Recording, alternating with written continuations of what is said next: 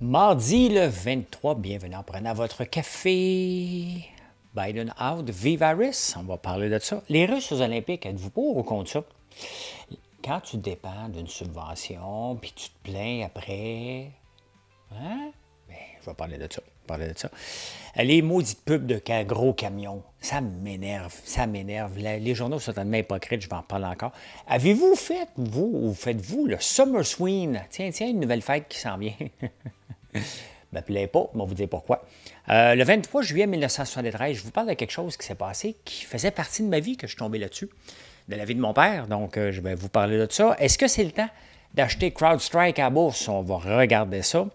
Qu'est-ce qu'il y a d'autre cette semaine? Des gros résultats pour le Magnificent Seven.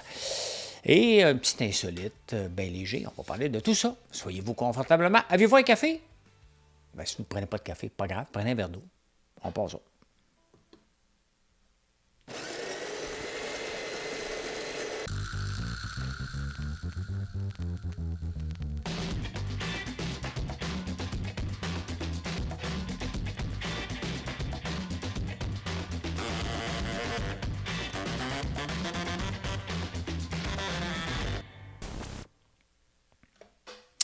Au moment que j'ai enregistré hier, je me suis fait prendre par Biden. Tu sais, j'ai pas une heure de tomber. Hein. J'enregistre quand je suis disponible puis que je pense que j'ai assez de contenu pour faire un bon show.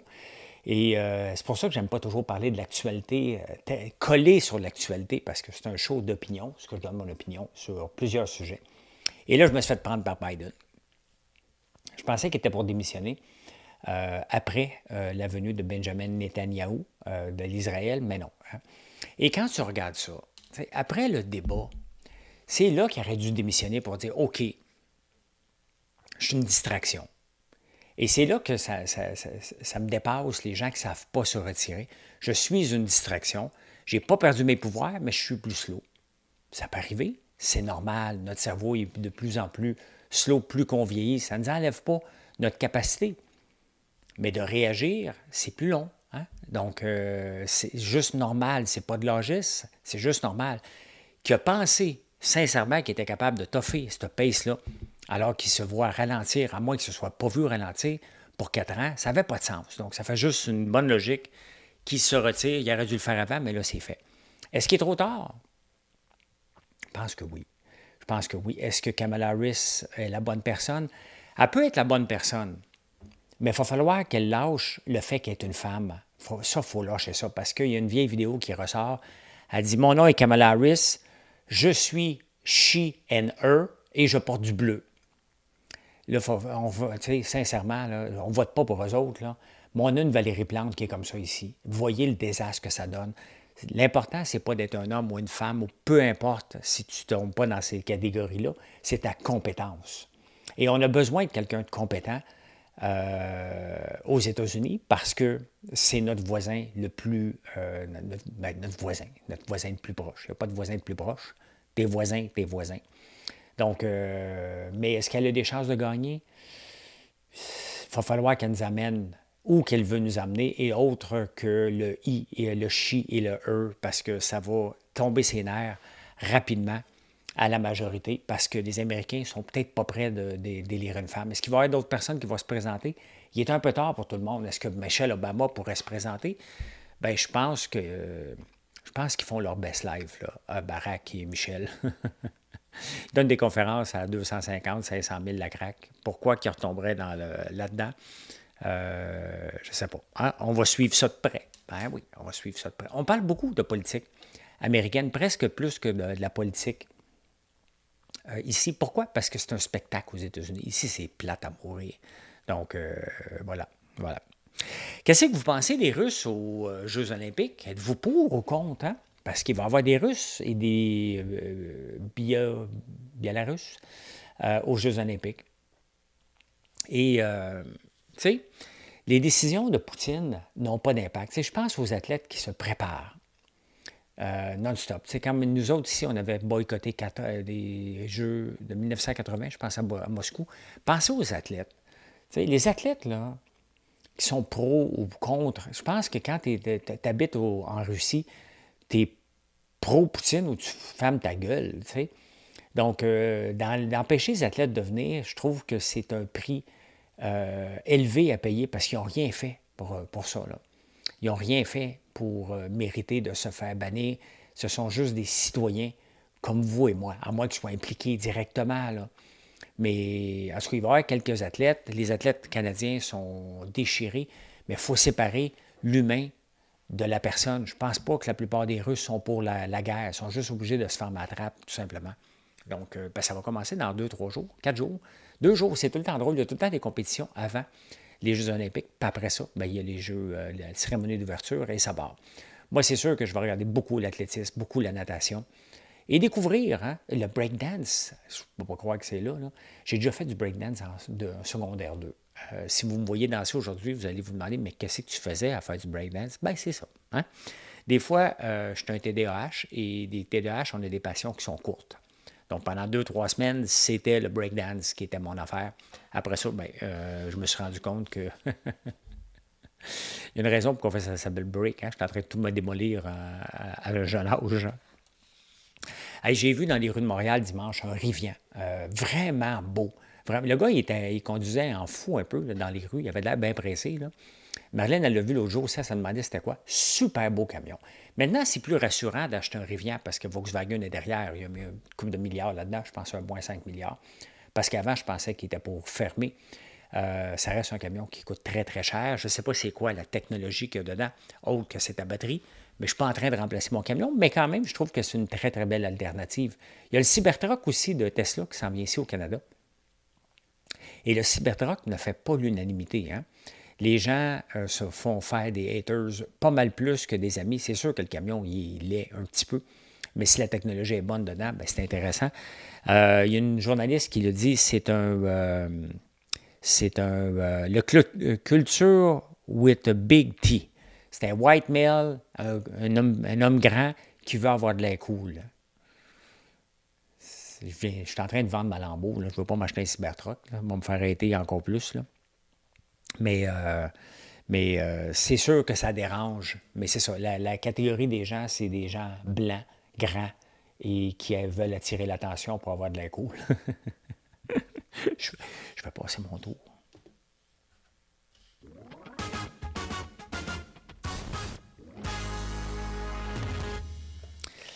Vous savez, ici, on a fait une industrie, on a bâti des industries à coût de subvention. C'est ce qu'on essaie de répéter avec les batteries. Mais la plupart du temps, quand on arrête les subventions, on crée des entreprises dépendantes affectives, tout simplement. Des BS corpos, comme on appelle, qui ne sont plus capables de s'en séparer par la suite, de se passer de ça. Et là, c'est l'industrie des jeux vidéo. À chaque fois qu'on a donné des subventions et on les a arrêtées, l'industrie est morte. Donc, c'est pour ça que je suis contre les subventions. Pour moi, une subvention, là, si tu la prends, parce que c'est du gravy qui te permet d'avoir un break, mais il faut que tu fasses des profits sans subvention. Si tu ne fais pas de profit sans subvention, viens pas chialer. Là, c'est l'industrie des effets visuels qui en arrache. Pourquoi? Parce qu'il y a la grève à Hollywood. Il y a le changement fiscal. Bien, c'est ça. Hein? On donne moins de crédit d'impôt pour ce genre de technologie-là. Puis de toute façon, on est en plein emploi. Tu sais, à un moment donné, là, en plein emploi, il faut que tu arrêtes de donner des subventions pour donner des subventions. Tu sais, il n'y a pas... On ne perd rien. Tu sais, les gens disent, ouais, on perd une technologie, du savoir-faire. On ne perd rien. On les paye. C'est le gouvernement qui les paye pour travailler. Donc, ça n'a pas sa place ici.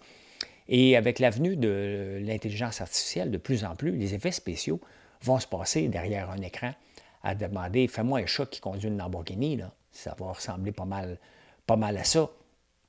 Donc, on essaie de faire vivre des gens continuellement avec des subventions sur des technologies du passé, tout simplement. Il faut s'adapter. D'ici un an, les effets spéciaux là, avec l'intelligence artificielle, ça avance tellement vite. Là, pour ceux qui suivent ça de près, là, il y a des nouveaux logiciels qui sortent rapidement. Donc, très, très, très intéressant. Donc, c'est sûr que leur job est en danger. Et oui, à un moment donné, les subventions doivent prendre fin. Sinon, c'est aussi bien de nationaliser l'industrie du jeu vidéo, puis that's it, hein? On va se faire un pays communiste. Il ne faut pas aller chialer dans les journaux. Ouais, regarde, je perds ça. Ben oui, tu le perds parce que c'est fini. Le party est fini. Tu es supposé t'adapter à un moment donné. Une chose que je ne comprends pas, puis je vous en parle souvent. c'est les pubs, les reviews, hein, pas une revue de Poutine, là, de gros camions dans les pages de la presse ou du Journal de Montréal. Là, on présente le Acadia. Tu sais, dites-le, hein, contenu sponsorisé, dites-le en grand que c'est une pub. Puis même à ça, un gros VUS immense à gaz. Y a-t-il une fierté d'avoir ça dans les journaux? Tu sais, j'ai une Lamborghini. Ben, je ne m'en sais pas, je suis en train de la vendre. OK? Mais est-ce que c'est immoral de se promener avec une Lambo? Absolument pas. Au contraire, tu as le droit de le faire. Hein? Est-ce que c'est immoral de prendre ta Lamborghini puis aller à un lancement, une annonce de la maison du père pour venir en aide aux gens de la rue? Pas immoral, hein? Mais c'est pas illégal, mais c'est un peu immoral. Tu n'es pas tellement solidaire. Bien, tu sais, à un moment donné, la presse ne peut pas nous faire le sermon, ramener des articles pour faire attention à la planète quand, dans leur page, ils ont des immenses gros camions à gaz qui consomment du 11,1 litres au 100 km. C'est effronté de nous présenter ça. Donc, c'est sûr que ça doit être confort, là. Mais qui achète ça aujourd'hui? Hein? Qui achète ça? Bien, la plupart des gens achètent ça, tout simplement. Et ils ont besoin de l'argent que les concessionnaires automobiles apportent. Donc, on veut, à partir de 2035, c'est pas qu'on veut, la loi est là, on va arrêter les autos électriques, les autos à gaz, et pendant ce temps-là, en ce moment, on permet encore des grosses pubs pour des autos qui vont être encore là en 2035. Il faut être conséquent. Le gouvernement du Québec devrait dire, regarde, on ne fera plus de pub là-dessus, tout simplement. Le gouvernement du Québec, là, avec la SAQ, pour plaquer, payer les immatriculations, mettons, sur ma Lambo, puisque c'est une grosse cylindrée, je paye plus cher. Hein? Bien, c'est ça. On devrait faire la même chose, juste interdire les pubs pour ces gros camions-là, parce que moi, je trouve ça effronté. Hein? Avez-vous fêté le Summer Swing? Je suis tombé sur un article dans le New York Times. Summer Swing, c'est l'Halloween en été. Donc, le même décor, la même fête, mais au lieu d'avoir des citrouilles parce qu'elles ne sont pas prêtes, les gens prennent des melons d'eau. C'est techniquement le 22 juin. C'est en train de se déterminer. Là. Vous allez peut-être en voir. C'est de plus en plus actif sur les réseaux sociaux. Mais on a besoin d'une fête. Hein?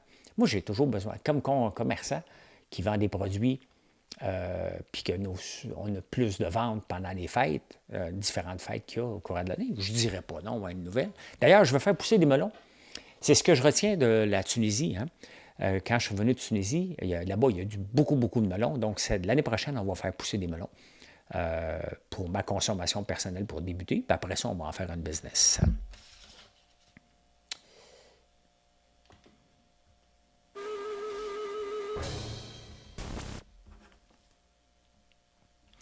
Je vous amène en 1973. Regardez, il y a un berger qui semble affronter un bélier avec des cornes. Cette race de moutons-là, normalement, c'est des Rambouillets ou des Dorsettes, probablement plus des Dorsettes.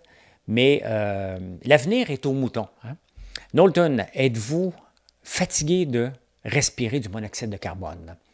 Vous usez les semeliers sur le macadam et le fond de culotte sur une chaise de bureau. Voir du béton. Donc, essaie de convaincre les gens de la ville à venir élever du mouton en campagne. Et c'est dans le temps que mon père a commencé à élever des moutons. Donc, c'est exactement ce qu'il a fait dans les années, un petit peu avant 1973. Donc, c'est exactement ça. Pourquoi? Parce qu'il manque de moutons. Et encore aujourd'hui, on en importe encore beaucoup, beaucoup, beaucoup de la Nouvelle-Zélande. Et ça me fait rappeler mon enfance parce que c'était ce qu'on parlait. Mon père était très impliqué dans les associations pour faire connaître les moutons. Le slogan dans ce temps-là, c'est « Manger de l'agneau québécois, 60 000 loups ne peuvent se tromper ». Donc, ça me rappelait ma jeunesse de faire ça, mais on le voit encore, hein, malgré que l'avenir est aux moutons. C'est en 1973, 39 ans plus tard, 50 ans plus tard, 50 ans, 49 ans plus tard, on n'a pas encore développé l'industrie, la filière, pas caprine, un peu ovine, caprin, c'est des moutons, c'est des chèvres, cheval blanc. La filière ovine n'a pas tant développé que ça. Hein? On est encore au premier balbutiement, c'est encore très archaïque comme organisation. Finance.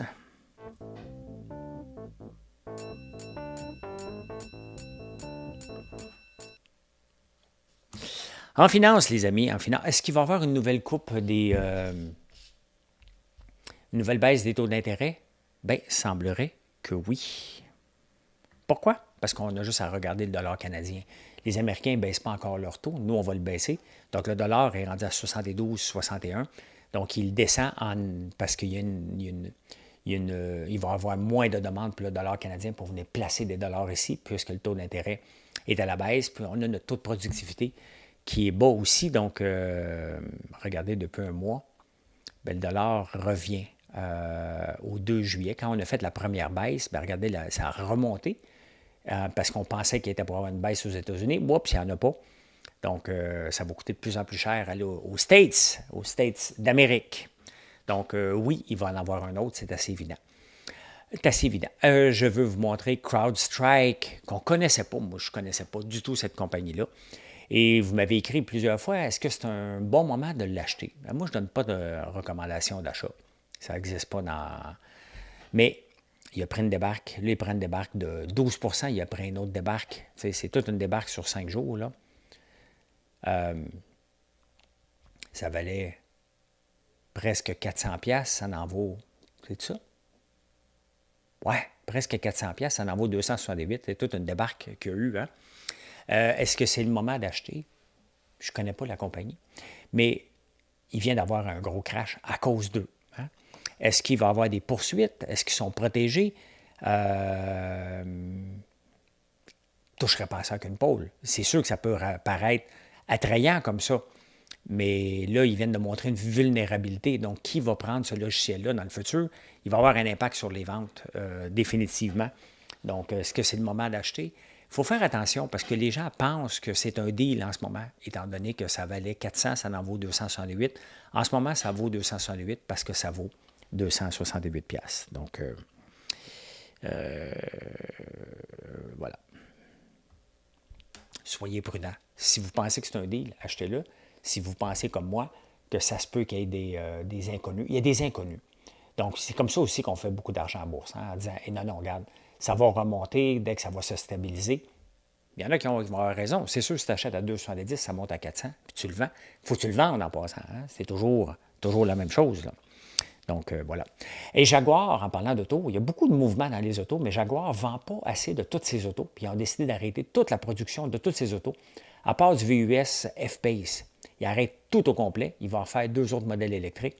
Donc, c'est une grande décision quand même pour une compagnie comme Jaguar, mais à un moment donné, quand tu vois que tu tournes en rond, il faut que tu arrêtes. Bien, c'est exactement ce qu'ils viennent de faire, quand même. Hein? Quand même. Je vous montre un graphique.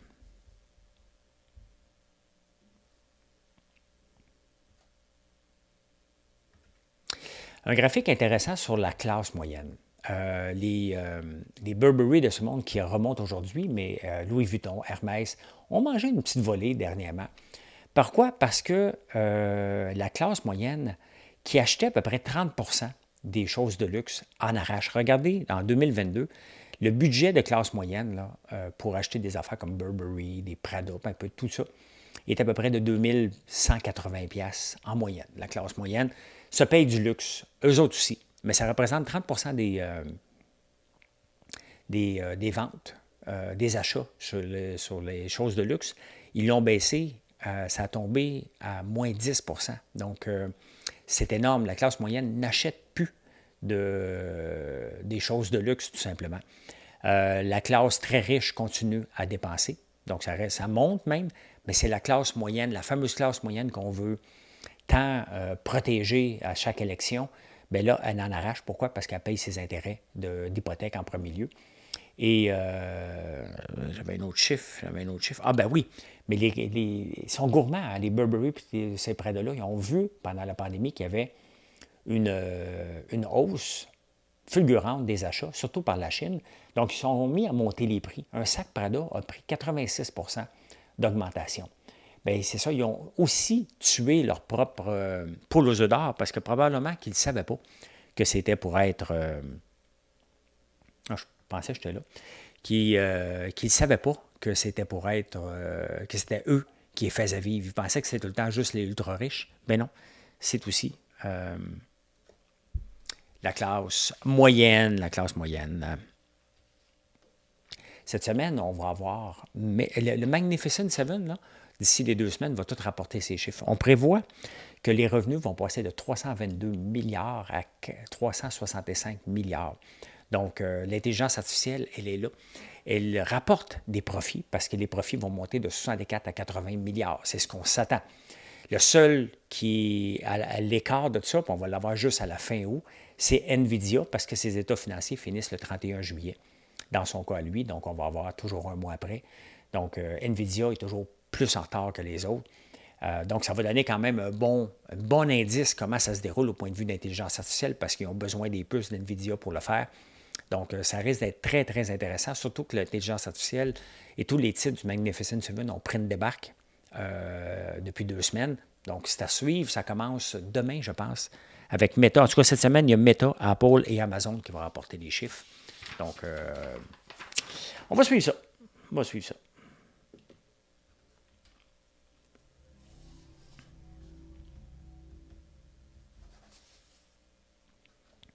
Bien, j'ai juste un petit insolite aujourd'hui, puis ça me rappelle mon enfance, hein, parce que aujourd'hui, toutes les familles, s'ils n'ont pas une chambre par enfant, c'est presque la pauvreté extrême, la DPJ qui doit rentrer, alors que nous, quand on était jeunes, on était 4 dans la même chambre.